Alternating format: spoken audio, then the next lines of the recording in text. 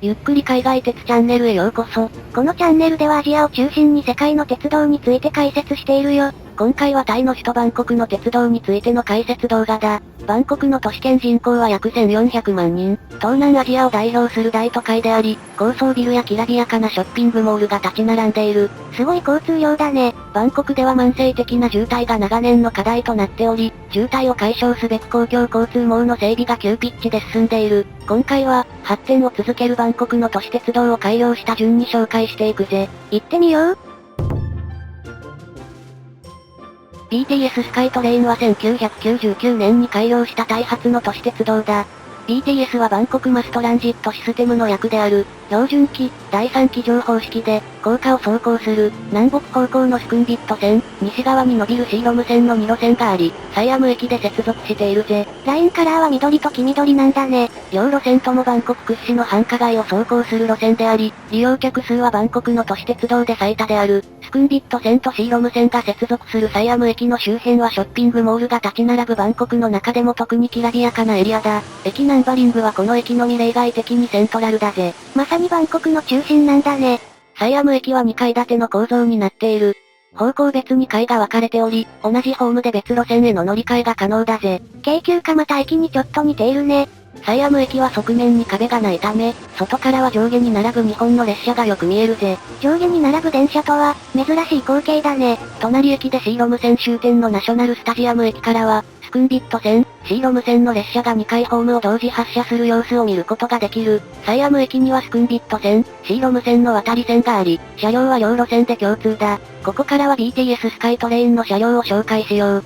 スカイトレインの車両は4種類、シーメンス製、長春機動客車製それぞれの新旧の形式がある。いずれも4扉4両編成で、ドア窓の形状に特徴があり、大国旗と同じ白、赤、青で塗装されているぜ。車両のデザインは統一感があるね。車内はどの形式もオレンジのロングシートで、壁一面に広告ラッピングが貼られている。外側も広告ラッピングが施され、せっかくの特徴的な窓が隠れているのだが、原色の編成も数編成いるため根気よく探してみてほしいぜ。各形式を個別に見ていこう。第1世代の EMU-A 型はシーメンスのモジュラーメトロだ。35編成が製造された。改良時は3両編成で運行されていたが、1両増結し4両編成となっている。デザインはポルシェデザインが担当しており、五角形のドア窓や、ドア間の窓を一体に見せる塗装は非常に特徴的だ。車内はこんな感じ。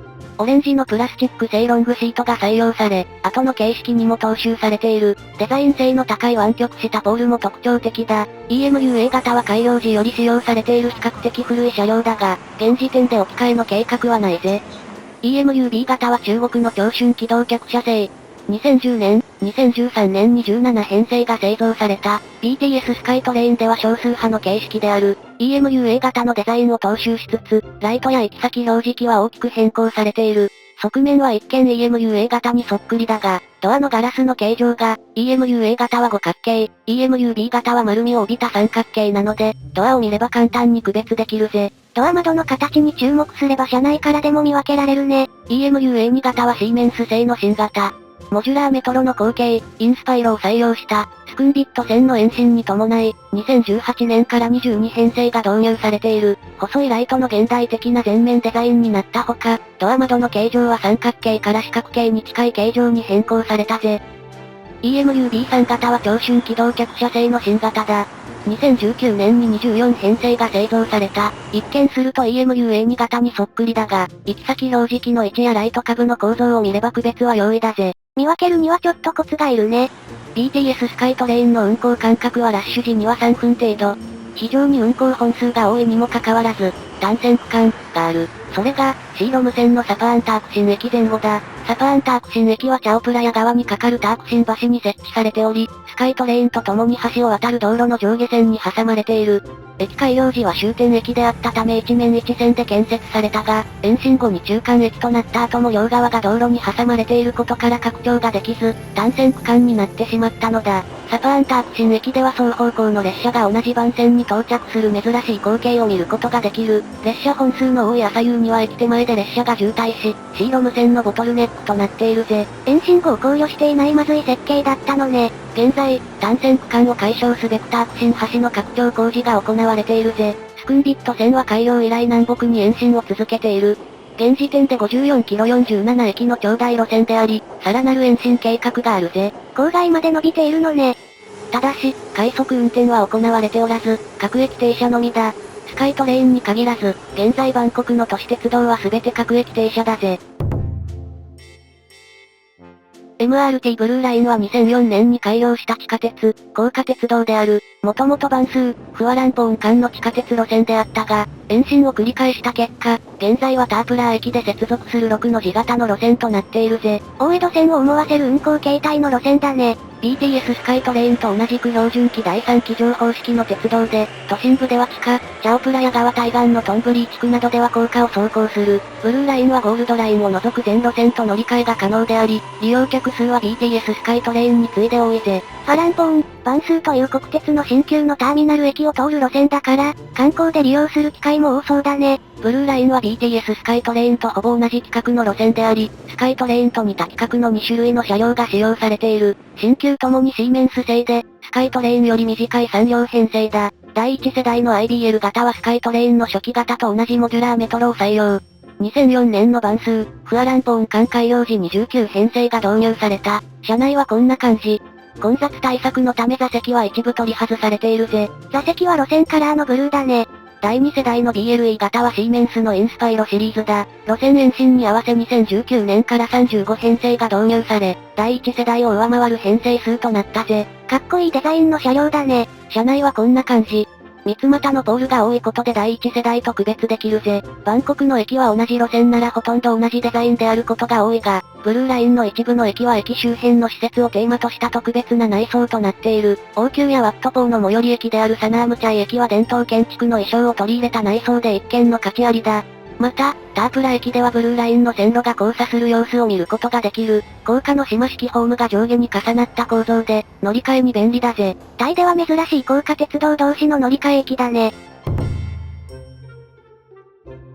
エアポートレールリンクはスワンナプーム国際空港へのアクセスを目的に建設された路線だ。2010年に開業した。エアポートレールリンクはタイ国鉄が運営する路線であり、タイ国鉄東線に沿った高架線を走行するぜ。タイ国鉄が東線の敷地を利用して建設した都市鉄道なんだね。タイ国鉄の通常の路線はメーターゲージで非電化だが、エアポートレールリンクは標準機、架線電化方式の鉄道だぜ。既存の鉄道のアップグレードではなく、新しい路線を建設することを選んだんだね。使用車両はシーメンス製。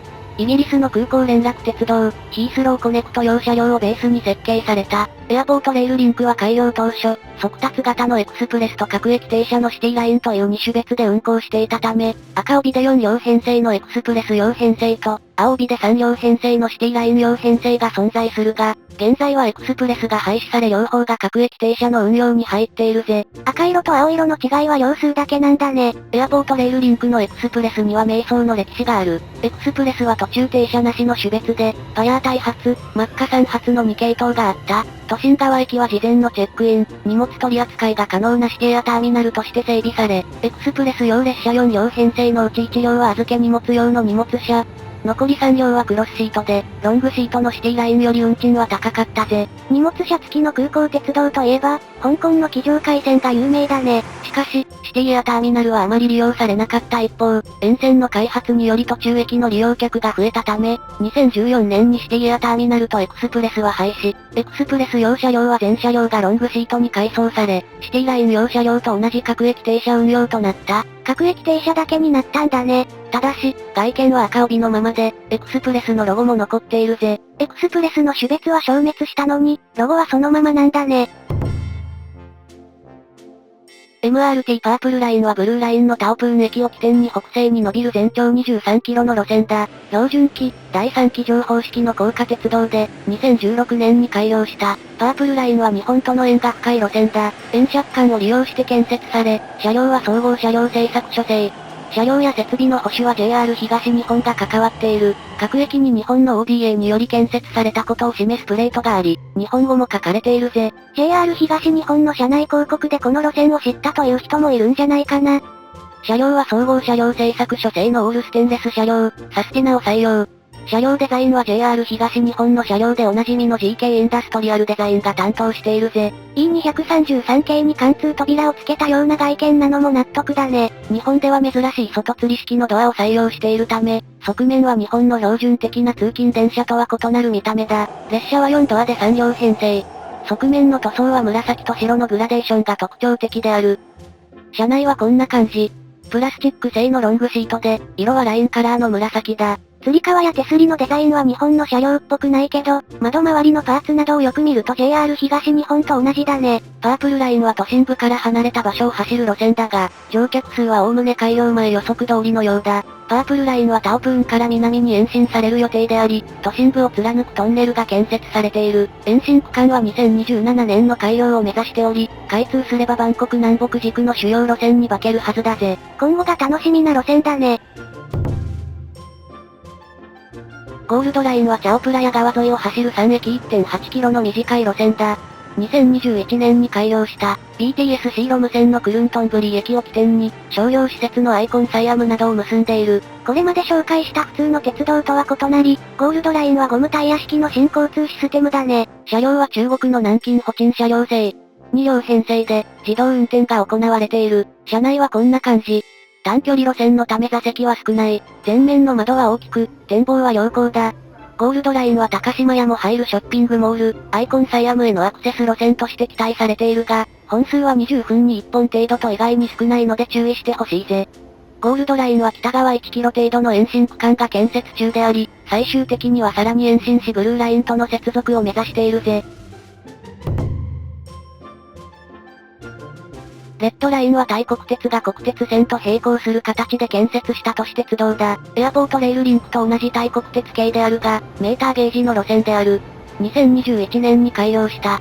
北線、東北線と並走するダークレッドライン、南線と並走するライトレッドラインの2路線があり、共に南線分岐点に新たに建設された国鉄の新ターミナル駅を起点とする。レッドラインの開業と同時に国鉄線の一部は高架化され、複々線でレッドラインの電車とタイ国鉄の機動車や客車列車が並走する形となっているぜ。電車線と列車線が並走しているんだね。レッドラインの車両は日立製。A トレインを採用した3扉6両編成の列車で、15編成が製造された。バンコクの日本製都市鉄道車両は総合車両製作所のパープルライン用に次いで2例目だぜ。スカイトレインやエアポートレールリンクでは短い両数で輸送力不足だったことからついに6両編成が登場したのね。前面は流線形で、黒で縁取りされた赤帯を巻いている。A トレインならではの、滑らかな側面や車端部の角が切り落とされたデザインも見られるぜ。かっこいい車両だね。車内はこんな感じ。網棚や吊り革、ロングシートの仕切りなど、日本で見慣れたパーツが目につく。ただし、座席はプラスチック製でポールが多数設置されているなど対仕様の部分も多いぜ。見るからに日本製の内装だね。ダークレッドラインのドンムアン駅はバンコク第2の規模の国際空港、ドンムアン空港の目の前なので、空港アクセスの手段としても利用価値が高い路線だ。都心方面や東線方面への延伸計画もあるので、今後の発展にも注目だぜ。イエローラインは2023年6月に開業した、タイ発のモノレール路線だ。開業したばかりの路線なのね。マレーシアのケールモノレール、シンガポールのセントーサエクスプレスに次ぐ、東南アジアで3番目の小座式モノレールである。バンコクの東側を湖上に走行し路線距離は30キロに達するぜ。大阪モノレールよりも長い路線なんだね。車両はボンバルディア製。4両編成の連接車体であり、連結部は独特な形状だ。自動運転の路線であり、大きな窓から全面展望が楽しめるぜ。イエローラインについて気になった人はこちらの動画も見てみてね。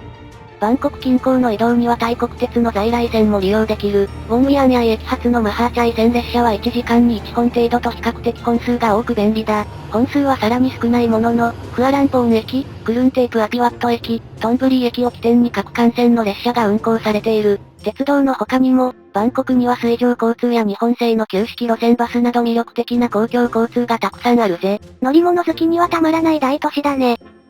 ここからはバンコクの都市鉄道の乗り方について解説するぜ。バンコクの都市鉄道路線はここ数年で急増したが、運営会社がそれぞれに異なり統一感がないのが特徴だ。また、使用できる IC カードの種類も路線によって異なるため、混乱した状況となっている。表にまとめるとこんな感じだぜ。IC カードには主にラビットカードや MRT カードがあり、使える路線が違うんだね。あと、エアポートレールリンクについてはそもそも IC カードが使えないんだね。路線ごとに違っていてややこしいが、注目してほしいのがクレジットカードのタッチ決済。切符や IC カードを入手しなくてもタッチ機能付きのクレジットカードを改札機にタッチするだけで乗車できる、外国人にとっては便利な仕組みだ。日本でも南海電鉄系などで導入され徐々に広がりを見せており、タイではブルーライン、パープルライン、レッドライン、イエローラインが対応しているぜ。クレジットカードだけで乗れる路線が結構多いんだね。もちろん、自動券売機でチケットを購入することもできるが、高額紙幣は使用できないので注意が必要だ。チケットの形状はカードやトークンなど路線によって様々だぜ。他にバンコクの都市鉄道が日本と異なる点として、車内での飲食が禁止という規則があるので注意してほしい。また、優先座席が僧侶も対象となっているのは仏教国のタイならではだぜ。シールにも描かれているね。最後にバンコクの都市鉄道の未来を見てみよう。これまで紹介した各路線の延伸計画に加え、バンコクでは多数の新路線が建設中だ。オレンジラインは標準期第3機乗方式の都市鉄道である。バンコク都心を東西に横断する、バンコクバン中央線だ。東側区間が2025年の開業を予定しているぜ。北側ではイエローラインと同じ規格のモノレール路線が建設中だ。開業予定のモノレールにはバンコク都心の周辺を走る3路線、ピンクライン、ブラウンライン、グレーラインがある。ピンクラインについては建設が進んでおり、2023年11月に開業予定だぜ。開業間近だね。これらの路線が開業すれば、バンコクは世界でも類を見ないモノレール都市になるぜ。都市が発展した後に鉄道を建設しなければならない事情から道路上を活用できるモノレールが選ばれているのかな。今回の解説はここまで。渋滞を解消すべく急ピッチで建設が進むバンコクの都市鉄道、ピンクラインをはじめ新路線の開業予定もあり目が離せないぜ。路線によって IC カードが違うなど不便な点もあるからちゃんとした調べをして使いこなしたいね。ご意見ご感想をお待ちしております。高評価とチャンネル登録もよろしくだぜ。それでは、ご視聴ありがとうございました。